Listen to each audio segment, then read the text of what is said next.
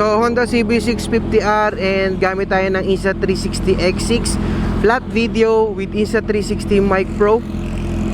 Testing lang natin kung pwede pa talagang pang POV to, itong Insta360X6 na to para sa flat video. Let's go! Hey!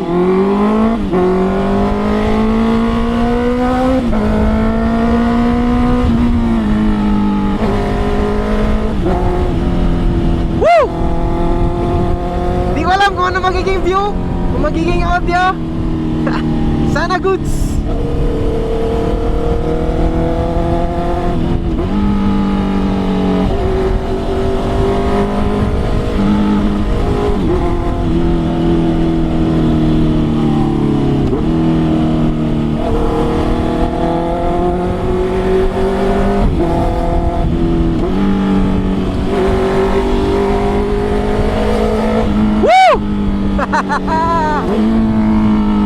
Tangina basa.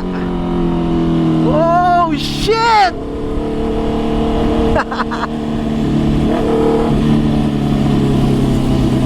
So yun lang.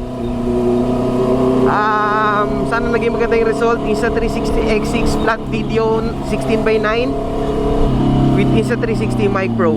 Let's go.